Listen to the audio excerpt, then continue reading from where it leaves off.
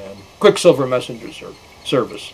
So anyway, David was a very nice fellow, young man, and he introduced me his attorney and his manager, and I started meeting attorneys and meeting agents and meeting managers.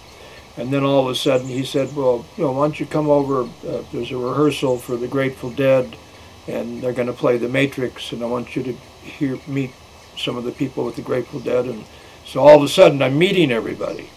And so again, I had my own pocket with some bucks in it, because I'd always worked as a young kid from 10 years old up to the age of going in the military and going to college and acting school and all that. I always had 3 jobs, so money wasn't an issue with me. I had money. I always had a savings account. So then at the Matrix, there's this guy had a cape on, and he had this kind of wild cape on and very wild looking. And I asked David, I says, who's he? He says, well, that's Matthew Cates. He has a band called the Jefferson Airplane. I said, well, I've heard of them.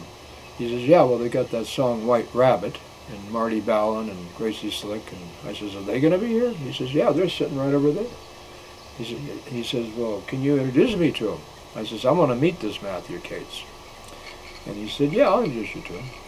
And so I met with Matt, and then Matt invited me a couple weeks later to come by his house, and he had a fabulous house in San Francisco up in Pacific Heights. And he was a member of a club, what's called a press club downtown, where I wanted to become a member so I could go in and get saunas, and they had a nice bar. And normally in those days, the private clubs, drinks were cheaper than going to a normal bar. Rather than pay $6, you'd pay $3, or with it $3, you'd pay $1.50. And then there's a kind of a interesting clientele. Press club, you'd meet writers from the San Francisco Chronicle. In this case, I met the rock critic from the Chronicle very quickly. I have an art and a way of meeting people. So the airplane deal turned out to be quite good, because then I got invited to a couple of the shows, and then I got to know Marty, and then his father is Joe Ballin, and I get along sometimes with the fathers too. I'm not trying to hustle anybody, but I was smart enough. I wasn't out trying to take anybody for anything, and I started going to the Fillmore West, which Bill Graham ran, and I was going to the committee.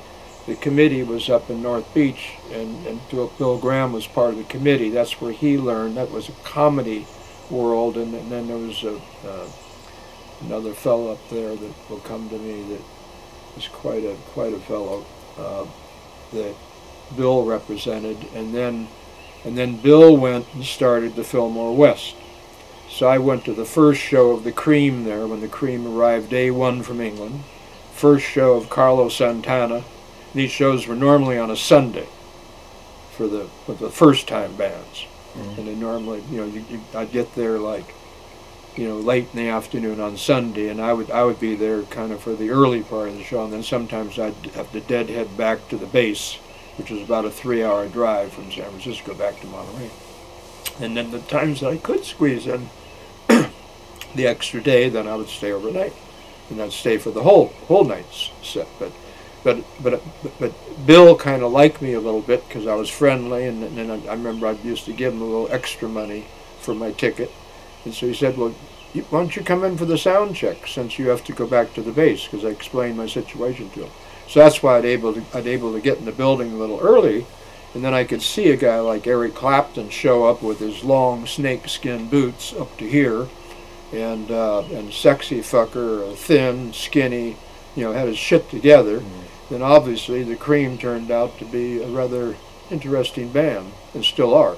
And they wound up working for me at the Eagles Auditorium. All these bands that I met with in San Francisco, as a few years went by, worked for me at the Eagles Auditorium, and then worked for me in Vancouver, BC, in Portland, Oregon, at the Crystal Ballroom, at the Coliseum. I put the show on at the Portland Coliseum, which was like the Seattle Coliseum, which is now the Key Arena, Key Coliseum or whatever.